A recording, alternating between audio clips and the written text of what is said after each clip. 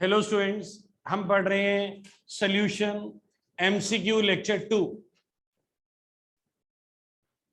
याद रखना, कोई भी कंपटीशन का पेपर जिसमें सॉल्यूशन आ रहा है बिना वांट ऑफ के नहीं बन सकता। तो इसलिए मैं उसको हल्का सा ब्रीफ करूंगा सो दैट आप क्वेश्चन कर पाए। फॉर्मूला था elevation in boiling point, delta TB is equal to what? Delta TB is equal to i, formula था delta TB is equal to KB into M. Delta TF is equal to what? KF into M. Pi is equal to CRT. ये फॉर्मूले हैं किसके? Solution के major numericals from colligative properties. जब van't Hoff factor आ जाता है तो फॉर्मूला बन जाता है delta TB is equal to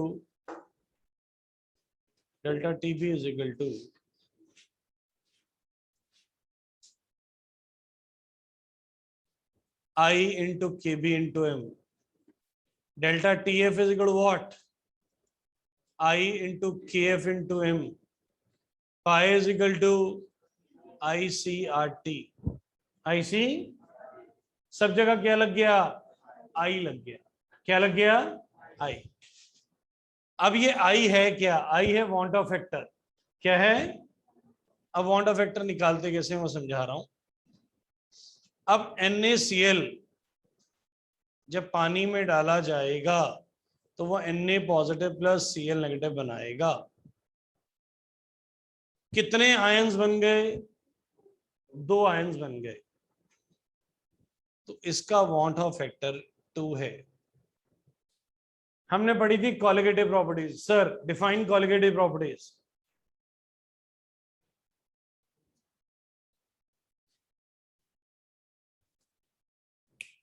colligative properties बिटिया सूक्ष्म।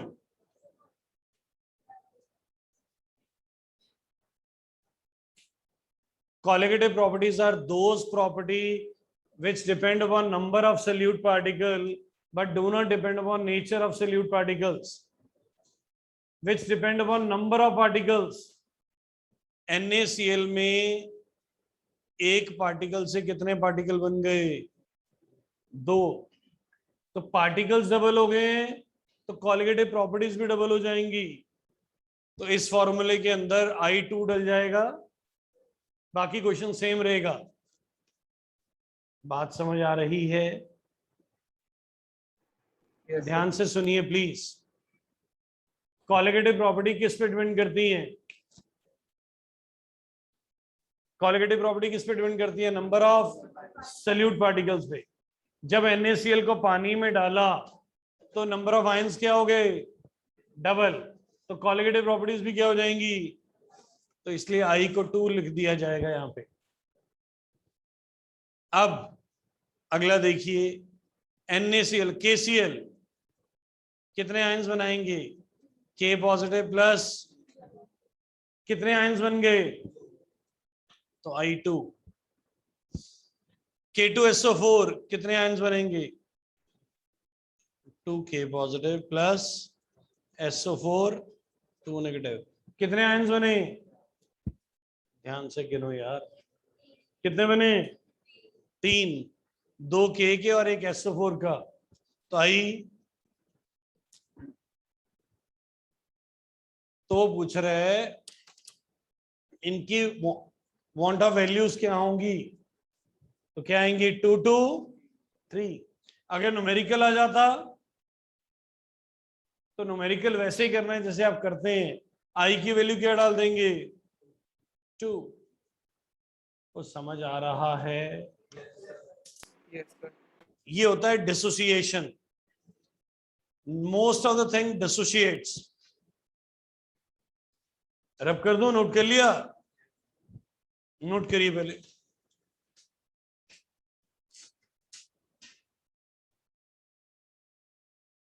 अब ये तो थी, ये था डिसोसिएशन। आई की 3 वैल्यूज होती हैं। आई की पॉसिबल 3 वैल्यूज हैं। I less than 1, i equal to 1, i greater than 1। I less than 1 होता है एसोसिएशन। क्या होता है? Association. I equal to 1,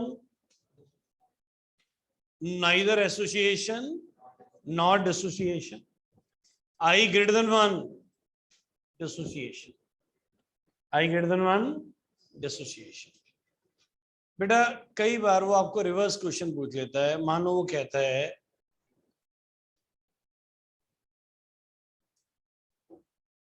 3A become A3. 3A become A3. I बताना है. बाद में कितने पार्टिकल्स हैं सर? बाद में एरो के राइट साइड पे. पहले कितने थे? I 1/3 हो जाएगा. Number of particles after association और dissociation upon number of particle before association और डिसोसिएशन. तो ऐसे आई निकाला जाता है. कितने पार्टिकल बाद में है? बाद में तो एक ही है ना सर. पहले कितने थे? तो ये क्या हो गया? 1/3. 1/3 इज ग्रेटर देन 1 और less than 1? Less than 1. It is association और डिसोसिएशन. क्या आप बोलते रहते हैं सर? मास डालते हैं और कुछ भी बोलते रहते हैं. मास के अंदर क्या बोल रहे हैं पता चल रहा है. 1/3 ग्रेटर देन 1 है कि लेस देन 1 है? लेस देन 1 का मतलब क्या है? एसोसिएशन. अब मान लो ऐसे ही आ गया 8s will give S8. I क्या होगा? बाद में पार्टिकल कितने हैं? 1. पहले तो एसोसिएशन और डिसोसिएशन. एसोसिएशन जुड़ रहा है ना, जुड़ने को एसोसिएशन कहते हैं. तो इस तरह से आई निकाला जाता है. अब उसमें देख लो उल्टे में NaCl था या AlCl3 ले लो. AlCl3 will give Al plus 3Cl. Total particle बाद में कितने? 4. पहले कितने थे? I4 हो गया ना. तो इस तरह निकालते हैं. वो समझ आया है? तो कॉलिगेटिव प्रॉपर्टीज ये कहती हैं, colligative properties are those property which depend upon number of solute particle but do not depend upon. तो नंबर ऑफ पार्टिकल्स पे डिपेंड कर रही है ना. आई किसको बदल रहा है? पार्टिकल्स को बदल रहा है. कभी बढ़ा रहा है कभी. तो आपको पता होना चाहिए कौन बढ़ाता है और कौन कम करता है. इससे आंसर में फर्क पड़ता है. जिस दिन ये आर्टिकल हटा था हमने ये सोचा था शायद जिसने हटाया उसे पता ही नहीं किस आर्टिकल को हटाना चाहिए. बट कंपटीशन में तो अभी भी आएगा और डायरेक्टली इनडायरेक्टली टीचर अभी भी गड़बड़ करेगा और तुम फंस जाओगे उसको जाके. इसीलिए पढ़ा रहा हूं. और भी डिटेल में करना है तो लेक्चर डाल दिया है. 20 मिनट का लेक्चर है. इतना तो निकाल ही सकते हो. आइए आगे चल रहे हैं. क्लियर हो गया ये? ओके. टेस्ट में भी इसके क्वेश्चन आएंगे, पहले बता रहा हूं. अब है which of the following statement is false. ये तो हो गया था आई थिंक सो. ये हो गया था, ये भी हो गया था, ये भी हो गया था. ये वाला हम कर रहे थे. Just a minute. पहले मैं एक दो क्वेश्चन कराना चाहूंगा तुम्हें. Just wait.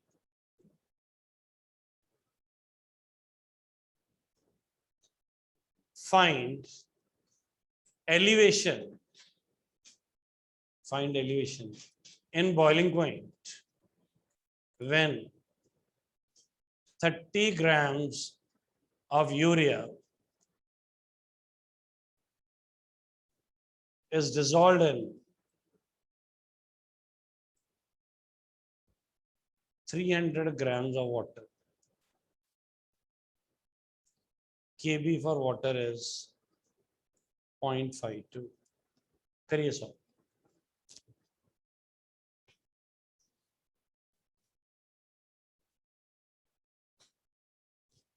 करिए सॉल्व.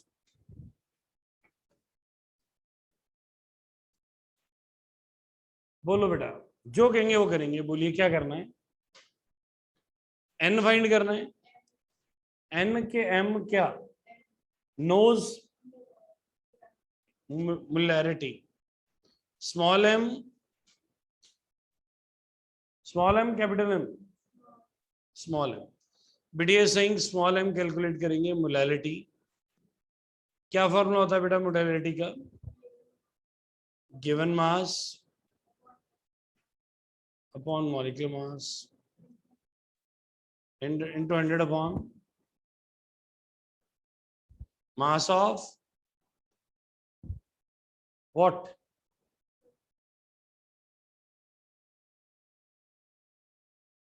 मास ऑफ एनीथिंग है ना, कुछ भी डाल दो हैं जी।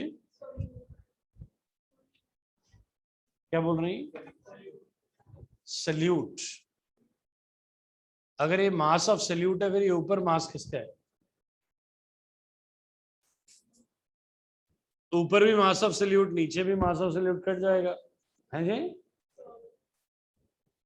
सर पेपर में इतने मौके नहीं होंगे वहां पे। मास ऑफ सॉल्वेंट है, मास ऑफ सॉल्वेंट। तो पहले एम निकालना है, मोलैलिटी। गौरी बेटा बताएंगे गिवन मास कितना है? 30। मॉलिक्यूलर मास लाउट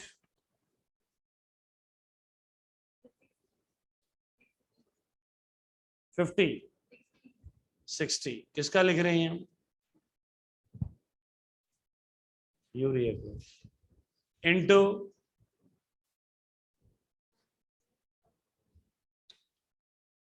ओ भैया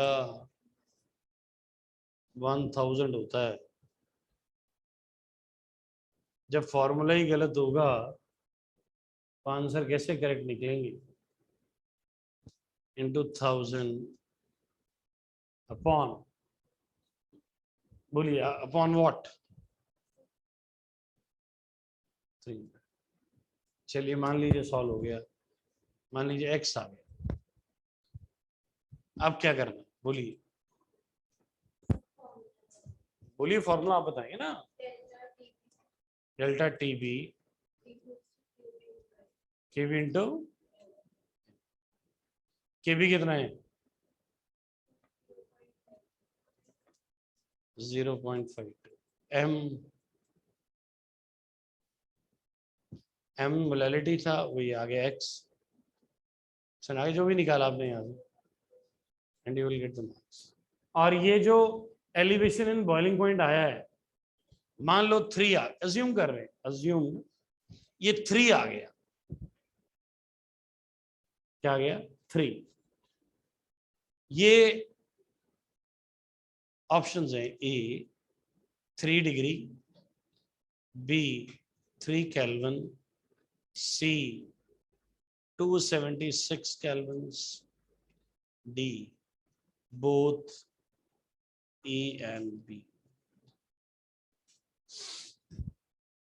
ऐसे बनेगा ना, फिर आंसर निकाल के टिक भी तो लगाना है।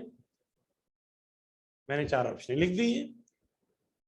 पहला डिग्री में दे दिया, डिग्री सी में, दूसरा केल्विन में दे दिया, तीसरा 273 ऐड करके देते होते हैं, करते हैं ना ऐड 273, फिर डी बोथ आ गया। अब मुझे ये बताइए कितनों का ए आंसर है, कितनों का बी आंसर है? हाथ पूरे खड़े करिएगा, 2 बच्चों का है। कितनों का सी है? कितनों का डी है?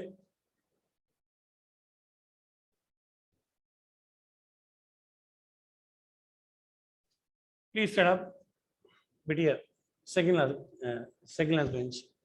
बिटिया, how you said D? Justify your answer।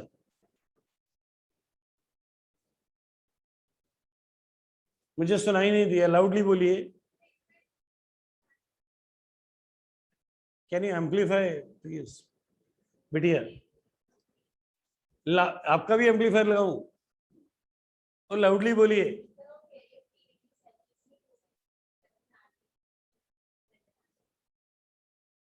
आप बोल दो मैम, एम्पलीफाई कर दो यार। तो उच्ची बोले, पास मत आ, उच्ची बोल।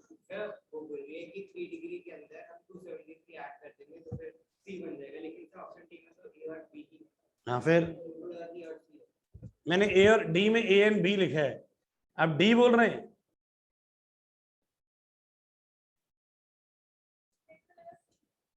ए एंड बी लिखा है मैंने तो आप तो बैठ जाइए फिर, आपका तो है नहीं ये वाला। यस, आप भी बता दीजिए जो एम्पलीफाई कर रहे थे सूक्ष्म बेटा।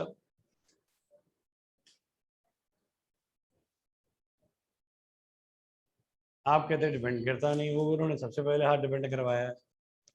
डिपेंड करता है ना सर। हाँ जी बिटिया, क्या नहीं डिपेंड करता?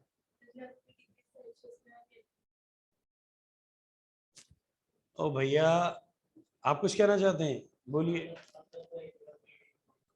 3 डिग्री और 3 केल्विन की मतलब हुआ? आपको क्या लग रहा है जो ये जिन्होंने हाथ खड़ा किया है दे डोंट हैव ब्रेन्स? वो कह रहा नहीं है देख।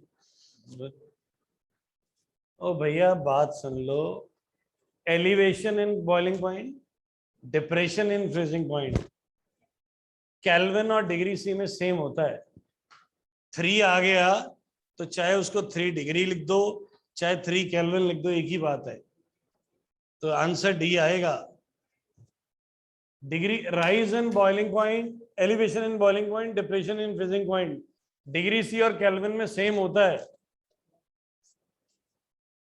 तो बात समझ आई है? 3 आ गया तो 3 डिग्री भी लिख सकते हो, 3 केल्विन भी लिख सकते हो।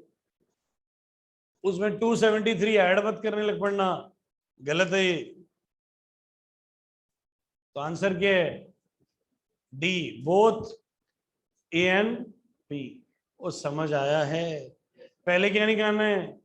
मोलैलिटी। फिर क्या निकालना है? फिर डेल्टा टी बी इक्वल के पी इंटू एम। आइए एक और क्वेश्चन देता हूं, समझ आ गया? वो समझ आ गया है।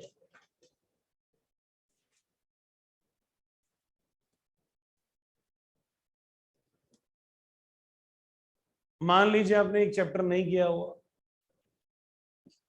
अब एक न्यू चैप्टर जब करने जाएंगे वो जितना टाइम लेगा उसमें आप 5 चैप्टर रिवाइज कर लेंगे, उतने टाइम आपके रिवाइज हो जाएंगे। तो मैं ये नहीं कहता नया मत करो, पर रिवाइज जरूर करो। अगर ये रिवाइज नहीं हुए, सर नया चैप्टर होगा 5 नंबर का, तो भैया 25 नंबर की रिवीजन जो तुमने की नहीं, सारी मेहनत जीरो। एक टाइम होता है जब रिवीजन शुरू कर देनी चाहिए। Now this is the time to start revision, otherwise you are late. Book खोलो, सारे फॉर्मूले रिवाइज करो, न्यूमेरिकल्स निकाल के देखो। हाँ, ऑब्जेक्टिव है तो बड़े बड़े न्यूमेरिकल नहीं आएंगे, छोटे छोटे न्यूमेरिकल्स आएंगे। और आप बताइए आपके सिलेबस में 6 चैप्टर हैं, हाँ या ना? ओ भैया 6 चैप्टर अगर हैं, सॉलिड और सॉल्यूशन 2 ही ऐसे चैप्टर हैं, सॉलिड एंड सॉल्यूशन, जिनमें थ्योरी प्लस न्यूमेरिकल्स हैं। बाकी 4 चैप्टर्स में, 4-5 चैप्टर्स में सिर्फ थ्योरी है। अब आप पेपर डिजाइन कर रहे हैं, 4-5 चैप्टर में सिर्फ थ्योरी है, 2 चैप्टर में थ्योरी और न्यूमेरिकल है। इसमें से क्या डालेंगे, थ्योरी के न्यूमेरिकल? इसमें आप क्या डालेंगे? Maximum numericals. मुझे मालूम है आपके 40 नंबर का 35 नंबर का पेपर आना है, तो मैं मान लूं अगर हर चैप्टर को 5-5 6-6 नंबर की वेटेज दी जाती है, तो आप बताइए ना पहले 2 चैप्टर की वेटेज कितनी है? 6-6 नंबर की भी होगी तो 12 नंबर की होगी। आप पेपर डिजाइन कर रहे हैं, आप डिजाइनर हैं, 12 नंबर में से कितने नंबर के न्यूमेरिकल रखेंगे? 8 से 10 नंबर के रखेंगे। वेरी 8 9 10। मैं होता तो 10 का रखता, क्योंकि तभी 10 मार्क्स आउट ऑफ 35 न्यूमेरिकल में जाएंगे ना सर। बाकी चैप्टर में तो न्यूमेरिकल है ही नहीं। तो आप ये तो मानते हैं 9 नंबर। चलो तो आप बताओ पहले 2 चैप्टर में थ्योरी कितनी आनी है? 3 नंबर की। न्यूमेरिकल कितने नंबर के आने हैं? 9 नंबर के। आप पहले 2 चैप्टर में क्या पढ़ी जा रहे हैं? थ्योरी। वो तो आनी नहीं, 3 नंबर की आनी है। तो पहले 2 चैप्टर जब भी करने बैठते हो, छोटे छोटे छोटे छोटे न्यूमेरिकल्स करो, फॉर्मूले न्यूमेरिकल, फॉर्मूले न्यूमेरिकल, तब बचोगे। आओ मान लो यही क्वेश्चन है, ये जो क्वेश्चन आपके सामने दिया हुआ है, कहता है find the osmotic pressure, find the osmotic pressure, और उसने यहां पे 300 ml ऑफ सोल्यूशन कर दिया, 300 ml ऑफ सोल्यूशन।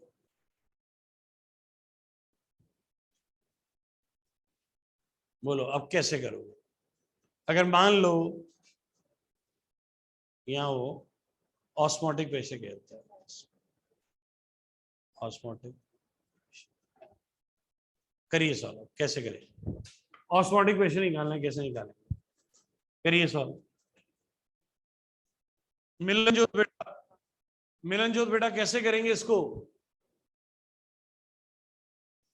मिलनजोत बेटा,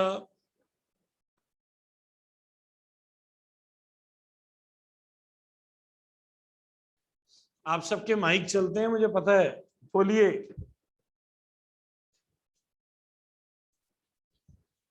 मिलनजोत बेटा आपका माइक ठीक था, मुझे मालूम है, बोलिए।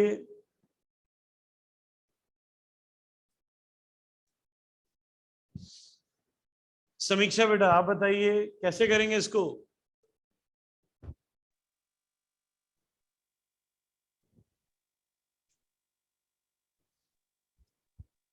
आप बता दीजिए सर।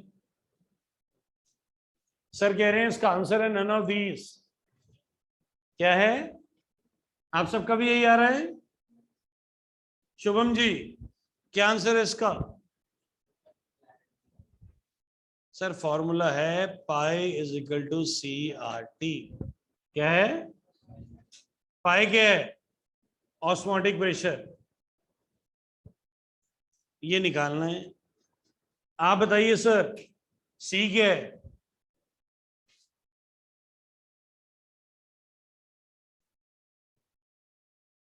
आप बताइए सर सी क्या है? What is C?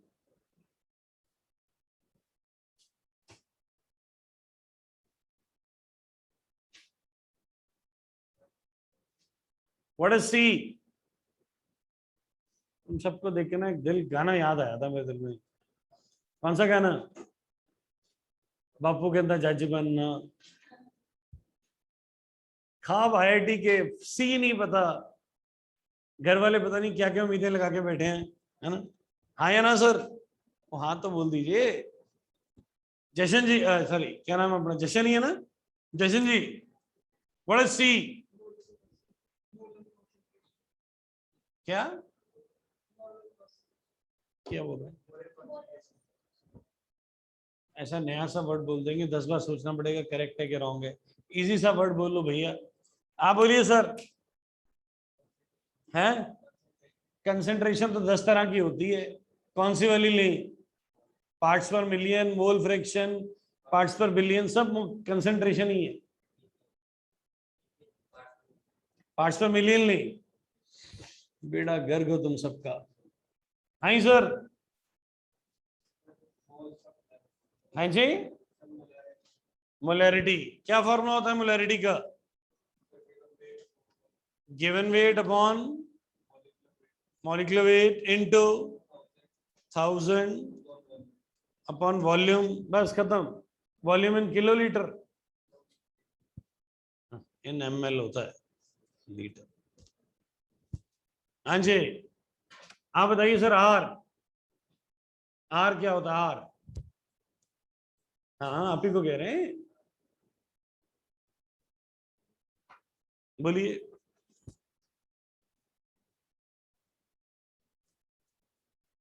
वेट करेंगे। कौन बताएगा आर की वैल्यू ऑनलाइन में? कोई है? ब्रह्मनूर जी। 0.083। 0.083। आप 0.083 भी ले सकते हैं, 0.0821 भी ले सकते हैं। ये लेंगे तो एटमॉस्फेयर लिखिएगा और ये लेंगे तो बार लिखिएगा। प्रेशर के 2 यूनिट्स यूज होते हैं, क्या आपका एटमॉस्फेयर या बार। अगर आप 0.083 ले रहे हैं तो आंसर बार में आएगा, बैरोमीटर। और अगर आप एटीएम में ले रहे हैं तो कितना लेना है, 0.081।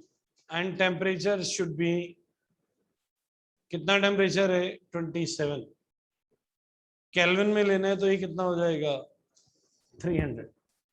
Can you multiply, divide and everything. और समझ आ गया है। कितना है given weight, what is the given weight, 30। Molecular weight into 1000 upon volume कितना है, 300 इनटू 0.083 इनटू 300। आंसर बार में होगा। आंसर कुछ भी है। मेथड समझ आया, फॉर्मूला क्या है। अब यही क्वेश्चन अगर NaCl में होता, NaCl कितने आयंस बनाता है, तो यहाँ पे एक एक्स्ट्रा I लग जाता, I2 के साथ सॉल्व कर देते हैं, रिजल्ट विल बी डबल। अब वो नेचुरली फर्क पड़ता, मॉलिक्यूलर मास यहाँ आ जाता। मैं तो सर I का फैक्टर समझा रहा हूँ। बोलिए समझ आया है, वो समझ आया है। चले आगे, नोट कर लिया। कुछ टर्म्स है आनी चाहिए जो आपको मेडिकल वालों से, आप तो मेडिकल के हैं, आप ही से पूछ लेते हैं। What are hypertonic solutions? What are hypertonic solutions?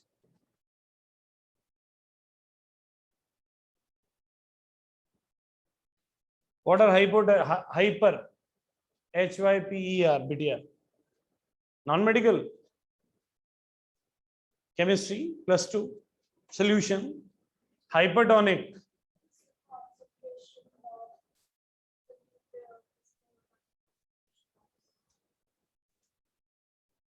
next, close the book. What are hypertonic solution? Hyper,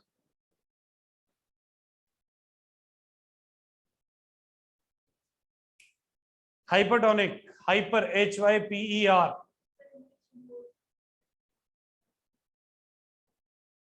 madam वो सैचुरेटेड, सुपर सैचुरेटेड है जो आप आंसर दे रहे हैं, टॉपिक कुछ और है। नेक्स्ट, प्लीज बुक बंद रख दीजिए, पुराने नोट्स बंद रखिए। मुझे पता नहीं चल रहा कि आप बुक से आंसर दे रहे हैं कि आपके अपने आंसर्स हैं। पीछे हाइपरटोनिक, बिटिया ऑनलाइन में कोई आंसर देना चाहे, hypertonic, any volunteer in the whole class? Hypertonic, हलीन बेटा,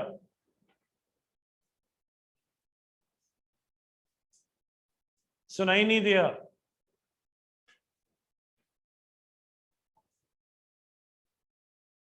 बेटा अगर आपको कोई चीज आती है, it should be loud and clear. If you are unable to communicate, वो आपकी बात की वैल्यू नहीं रहती। आता है ना, पढ़ा है, मेहनत किया, तो बोलिए loudly.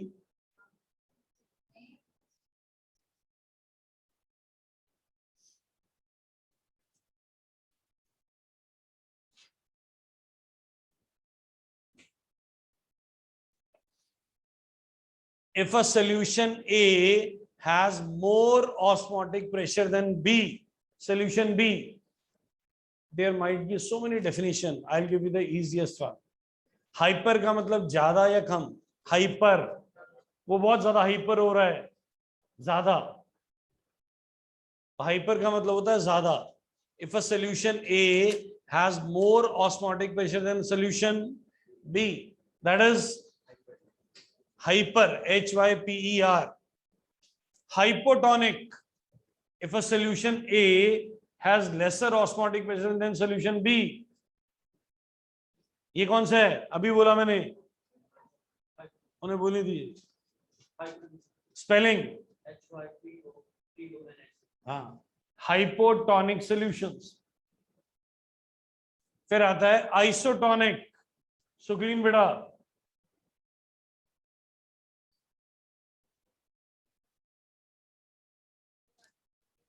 if two or more than two solution have same osmotic pressure, if two or more than two solution have same osmotic pressure, they are called isotonic, they are called। अब इसी के अंदर वो न्यूमेरिकल बना देगा। करूँ अब देखिए, इस क्वेश्चन बनाना कौन सा मुश्किल होता है। वो कहता है जी 5% solution of glucose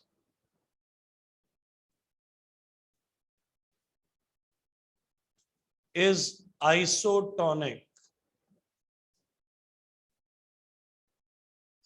with sugar solution, find the percentage of the solution।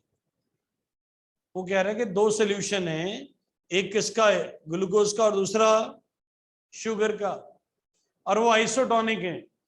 Okay, कहता है what is the percentage of sugar solution. बताइए कैसे करेंगे सर। 40 में से कम 20 न्यूमेरिकल डालूंगा। पढ़ के नहीं आओगे तो निकलेंगे नहीं। बोलिए, कर सकते हैं या नहीं कर सकते? दो चीजें सीधी सीधी। देखिए नहीं कर सकते, देखो इधर देखो, नहीं कर सकते तो pi is equal to CRT। Can I write pi 1 is equal to C1 RT, pi 2 is C2 RT। If they are isotonic, then pi 1 should be equal to pi 2. That means C1 RT is equal to C2 RT। RT RT cut गया। C1 मान लो ये glucose का, ये sugar का है। 5%, 5 in 100, 5% का मतलब क्या है? 5 in 100, 5 in 100, 5 in 100। तो 5% है, तो 5 in 100 है, 5 grams in 100 grams। Given weight 5 in 100। यहां पे होता है सोल्यूशन 100। ठीक है, मॉलिक्यूलर वेट कितना होता है ग्लूकोज का? 180 इंटू, ये तो 1000 आएगा। ये इसकी परसेंटेज हमें पता नहीं है, पर मॉलिक्यूलर वेट तो पता है 342 इंटू 1000 अपॉन 100। कट जाएगा कि नहीं? 5 upon 180 is equal to x upon 342। x निकल आएगा, हाँ या ना? वो समझ आया है? क्या मुश्किल है बताइए?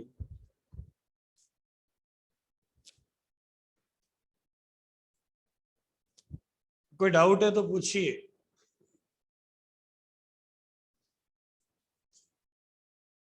Is delta TB and delta TF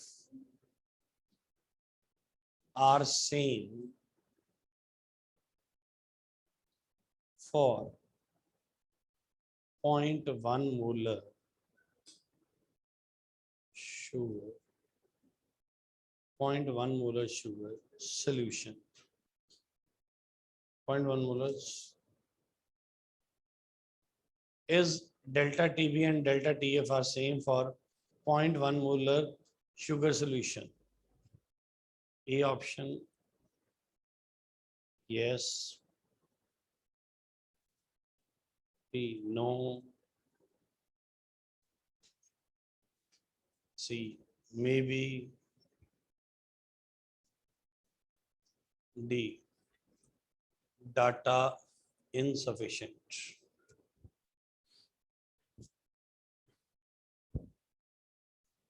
objective बन गया।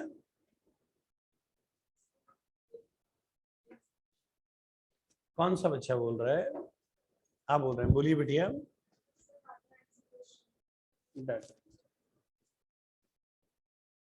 कितने लोग कहते हैं डाटा इनसफिशिएंट?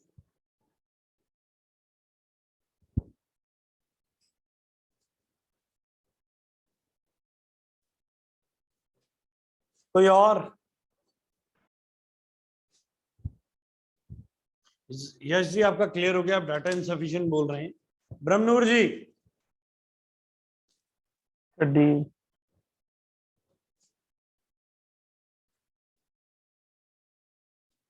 समीक्षा बेटा So A.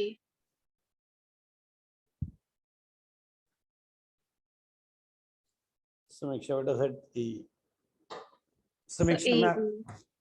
समीक्षा बेटा set A, Brahmnoor set data insufficient, Yash ji I think set no. Yash ji आपका क्या आंसर था? Data insufficient sir. Data insufficient. जब मैं ये क्वेश्चन बना रहा था तो मुझे समझ नहीं आ रहा था मैं फोर्थ ऑप्शन क्या लिखूं, तो मैंने वैसे लिख दिया डाटा इनसफिशिएंट। मुझे लगा कोई तो फंस जाएगा, मुझे क्या पता सब फंस जाओगे तुम उसमें। This is highly wrong answer.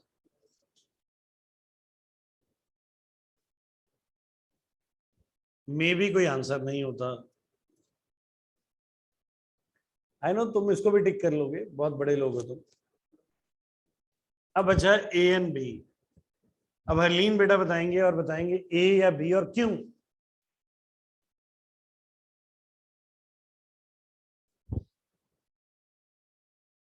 Y?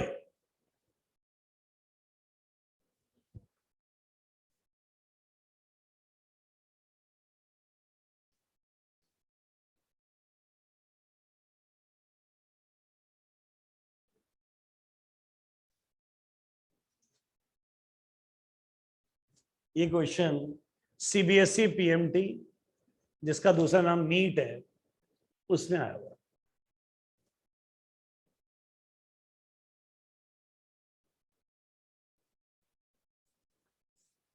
तो 2-3 साल पहले आया था, तब सीबीएसई में भी तो आ सकता है, हाँ या ना? तो इसलिए पढ़ाया आपको।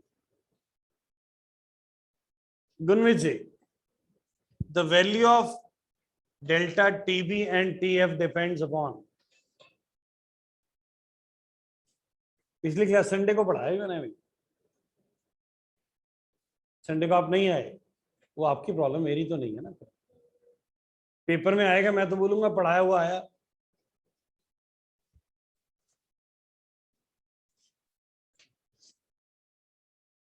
ओ भैया, what is delta TB for water? ओए ओए मत बोला कर, साइलेंस इज गोल्ड।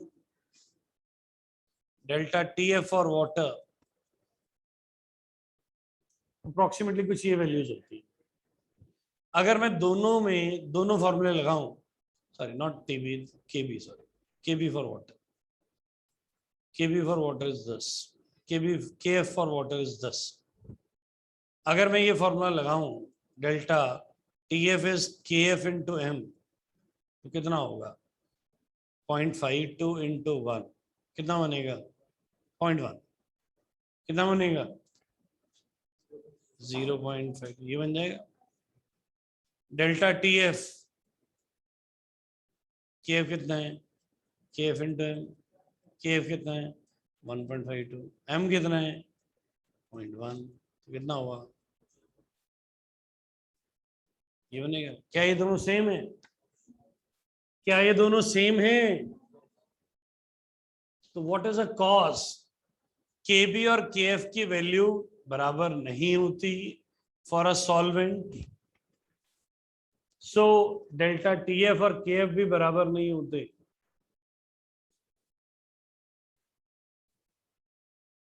समझ आया कि ऊपर से गया? किसकी वैल्यू सेम नहीं होती? KFM for a given solvent. जब डेल्टा टी एफ और के एफ की,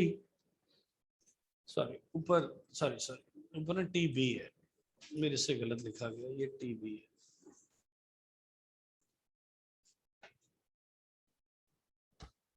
सर के डेल्टा टी के बी और के एफ की वैल्यू सेम नहीं होती, इसलिए डेल्टा टी एफ और के एफ भी सेम नहीं होता।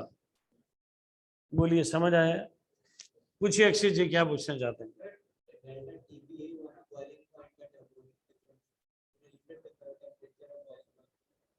आराम से, दोबारा से अपने क्वेश्चन को आराम से पूछिए, आप पूछना क्या चाहते हैं? Elevation in boiling point. Delta TB is what? Elevation in, बोलिए, क्लियर हो गया? KB और KF बराबर होंगे या नहीं होंगे? सुनिए एक और चीज, शायद एक ग्राफ पढ़ा हो आपने,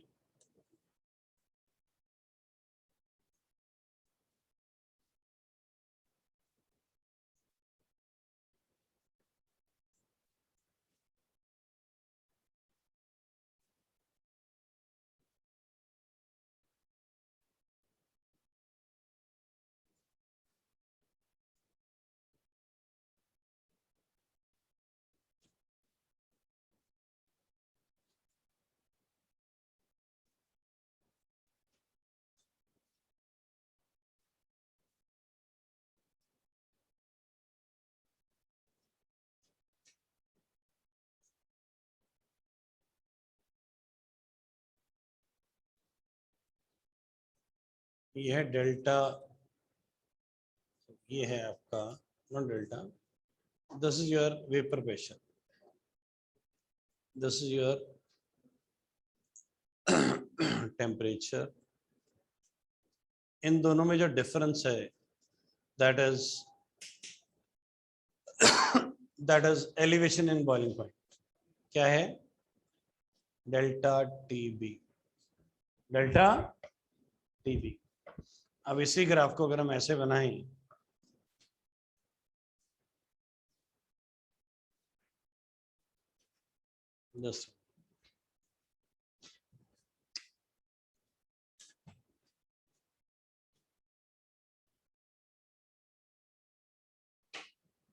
this is depression and freezing point.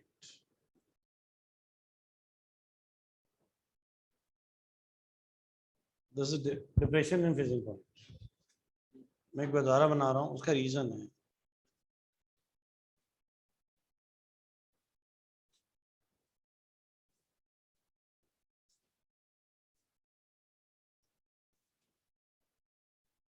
this is depression and freezing point. Pure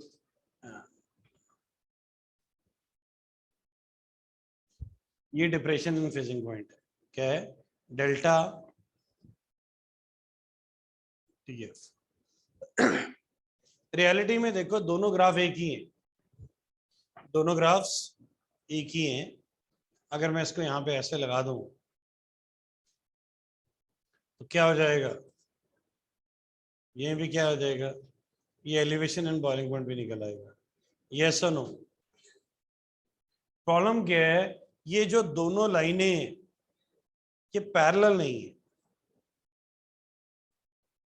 elevation and boiling point वाली जो दो लाइंस हैं ये क्या नहीं है? पैरेलल नहीं। अगर ये पैरेलल होती, यहां पे अगर मान लो x राइज आया है तो यहां y फॉल आया, x और y बराबर नहीं है। बात समझ आ रही है? उसके बड़े सारे रीजन है। एक रीजन तो ये हो गया कि डेल्टा टीबी किसके बराबर, सॉरी, एक रीजन तो ये है केबी और केएफ बराबर नहीं होते, इसलिए पैरेलल नहीं है। दूसरा, elevation in boiling point is unlimited, 100 degree है, कितना एलिवेट कर सकते हो पानी का? आप 1 मिलियन पे ले जाओ, लेके जा सकते हो कि नहीं बेटा? What is the highest boiling point possible? Anything? What is the lowest freezing point possible? -2 देती थी. Depression is limited, elevation is unlimited, so they can't be parallel. वो बात समझ आ रही है? Depression is limited, elevation is, so they can't be parallel. तो ये 2-3 reason है जिसके कारण ऐसा होता है. सर एक ढूंढना भी मुश्किल हो जाता है किताब में से, मैं तो आपको 2-3 रीजन दे रहा हूं. बात समझ आई है? डिप्रेशन और एलिवेशन सेम मोलैरिटी में बराबर होगी या डिफरेंट होगी? डिफरेंट होगी. क्यों डिफरेंट होगी? पहली बात तो केबी और केएफ ही बराबर नहीं होंगे. केबी और केएफ बराबर क्यों नहीं होंगे? क्योंकि elevation is unlimited, depression is, बोलिए बात समझ आ गया? Is the thing clear? Can we move further? Okay, इसको मैं रब कर रहा हूं. बेटा सबने नोट कर लिया?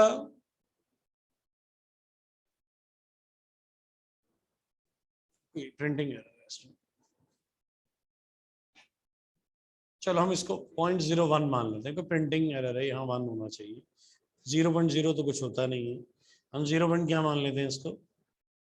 0.01 मान लेते हैं. A 4 liter of 0.01 molar solution of NaCl is diluted by adding 1 liter. The molarity of the resultant solution will be.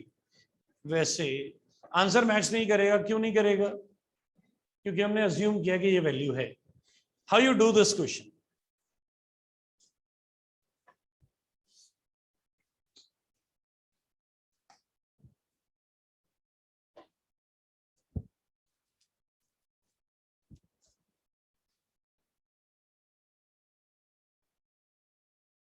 Question मत उतारो, फाइल आपके साथ ऑलरेडी शेयर्ड है. असाइनमेंट आपको ऑलरेडी व्हाट्सएप ग्रुप में भेज दी गई है. अब क्वेश्चन करो. कैसे करोगे?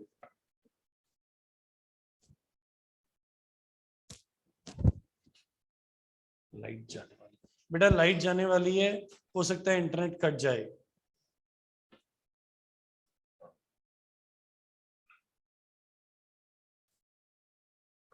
हाँ जी बेटिया, कैसे करेंगे बोलो? M1 V1 equal M2 V2. बोलो क्या क्या वैल्यूज आएंगे? M1 इनिशियल मोलैरिटी कितनी थी? 0.01 मोलर. हाँ जी. इंटू 4. वॉल्यूम कितना था? 4 लीटर.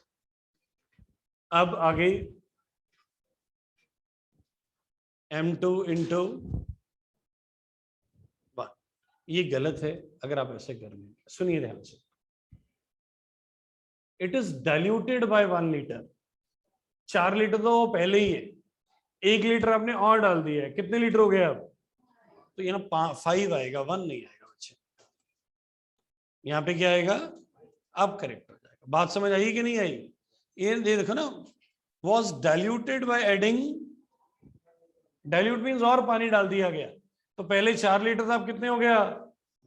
टोटल 5 हो गए. तो M2 क्या आ जाएगा? 0.01 into 4/5. That is 0.01 into 0.08 M2. से बात समझ आ गई है? यस और नो? ऑन कर दिया? Okay. Is the thing okay to you? Can I shift to the next question? Can we shift to the next question? Okay. Note कर लो करना तो.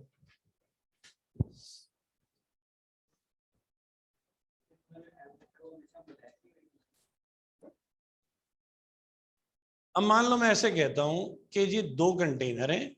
इसी क्वेश्चन को चेंज कर रहा हूं. ये 2 कंटेनर हैं. पहले कंटेनर में है 0.01 मोलर NaCl 4 लीटर. दूसरा कंटेनर है वो 1 लीटर का है, 1 लीटर का है, पर उसमें NaCl नहीं है, सिर्फ 1 लीटर ही है, 0 मोलर NaCl। अब देखो formula N1 M1V1 plus M2V2 is equal to M3V3। पहले की मोलैरिटी कितनी है? 0.01 वॉल्यूम। दूसरे की मोलैरिटी कितनी है? 0। वॉल्यूम कितना है? 1। M3 निकालना है, दोनों को मिलाया, 4 लीटर में 1 लीटर मिलाया, वॉल्यूम कितना हो गया? तब भी सेम ही आएगा। देखो तब भी क्या आएगा, क्योंकि दूसरे में NaCl था ही नहीं ना। अगर मान लो दूसरे में NaCl होता तो उसकी वैल्यू यहां पुट कर देते हम, कहां पे? यहां पे पुट कर देते हैं। बोलिए बात समझ आई है कि नहीं आई? बेटा बात समझ आ गई है, चले आगे। हाँ जी बोलिए। मोलैलिटी में ये फॉर्मूला नहीं होता सर, मोलैलिटी में आप ये नहीं लगा सकते M1V1, वो नहीं होता, ये मोलैलिटी में होता है सर। किसमें होता है? मोलैलिटी। किसमें नहीं होता? मोलैलिटी में नहीं होता, या मोलैरिटी में होता है या नॉर्मेलिटी में होता है। चलें आगे। Can we move to the next question? I know आप इतनी जिद कर रहे हैं तो एक क्वेश्चन और करा देता हूं।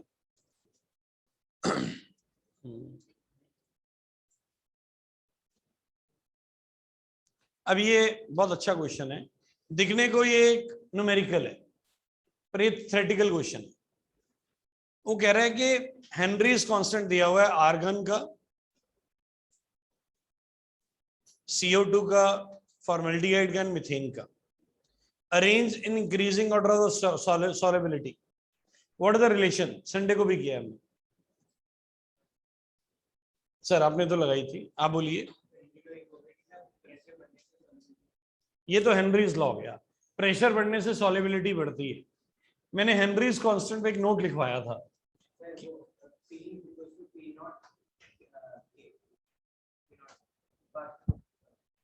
तवलीन बेटा क्या नोट था वो?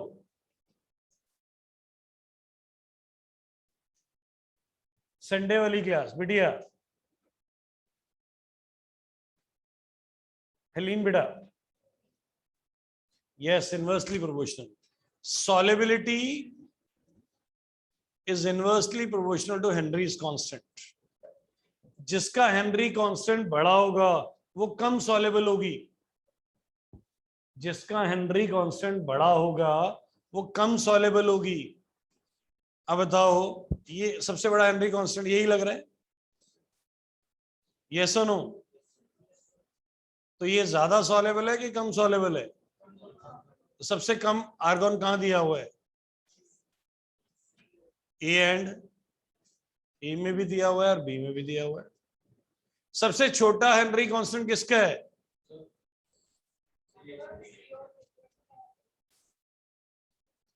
बड़ा दिया हुआ है बी। मैं तो ये देख रहा था, आप ध्यान से देख भी रहे हैं कि नहीं देख रहे? सबसे छोटा हेनरी कांस्टेंट किसका है? किसका है? What is this? Formaldehyde, yes और नो? फॉर्मल्डिहाइड का हेनरी कांस्टेंट सबसे क्या है? छोटा है, तो इसकी सॉल्युबिलिटी सबसे, बताओ किसमें सबसे ज्यादा दिया हुआ है? दोनों में दिया हुआ है। अब बचे दो, 1.67 एंड 0.413। किसका बड़ा है? किसका हेनरी कांस्टेंट बड़ा है? कौन सी गैस है? CO2। CO2 कम सॉल्युबल होगी ज्यादा सॉल्युबल होगी? कम। किसमें कम है? ए में कम सॉल्युबल। तो आंसर क्या आ गया बेटा? बात समझ आई है? हाँ या ना? How solubility is related to Henry's constant? 2-3 point सुन लो सर, याद रख सके तो आपकी मर्जी, नहीं तो पेपर में फिर वैसे ही। पहला पॉइंट लिखने तो लिख लो, मैं लिखा देता हूं। Henry constant is inversely proportional to solubility, one thing. Note डाल दो, NOT, note. Second, if temperature increases, Henry constant increases. If temperature increases, Henry constant increases. Third, those gases which has lower Henry constant,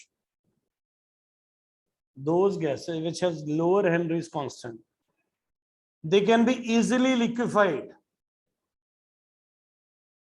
They can be easily liquefied. अब इसका क्या मतलब है? जिसका Henry constant कम है वो ज्यादा डिसॉल्व होती है, कम डिसॉल्व होती है? वो ज्यादा डिसॉल्व होती है। जो ज्यादा डिसॉल्व होती है वो इजीली लिक्विफाई हो जाती है। सर रिलेशन मिल गया ना, बात रिलेशन पकड़ो। टीचर पता नहीं केड़े रिलेशन थे क्वेश्चन पाएगा। टेम्परेचर बढ़ाने से बताओ हेनरी कांस्टेंट बढ़ रहा है कि कम हो रहा है? अगर हेनरी कांस्टेंट बढ़ता है तो सॉल्युबिलिटी कम होती है, तो हमें पता है, वो एक रिलेशन बन गया। दूसरा, हेनरी कांस्टेंट, अगर कुछ गैसेस हैं जो ज्यादा डिसॉल्व हो रही हैं, उनका हेनरी कांस्टेंट बड़ा होगा कि छोटा होगा? छोटा होगा। जिनका हेनरी कांस्टेंट छोटा है वो ज्यादा डिसॉल्व होती है। याद रखना, जो ज्यादा डिसॉल्व होती हैं वो जल्दी लिक्विफाई भी हो जाती हैं। अब इसमें सबसे ज्यादा डिसॉल्व कौन हो रही है? फॉर्मेल्डिहाइड। फॉर्मेल्डिहाइड सबसे ज्यादा डिसॉल्व हो रहा है कि नहीं हो रहा? याद करो, रूम टेम्परेचर में लिक्विड मिल जाता है, आर्गन कभी लिक्विड नहीं मिलती। सर वो ऐसा है ना, ऑब्जेक्टिव है, वो अलग अलग तरीके से उसी चीज को घुमाएगा। तुम्हें वो कंसेप्ट क्लियर है तो लिखाओगे, नहीं तो छोड़ाओगे। बोलिए, सारा समझ आ गया? मैंने भी क्लास खत्म नहीं की है। बोलिए, सबको क्लियर हो गया है?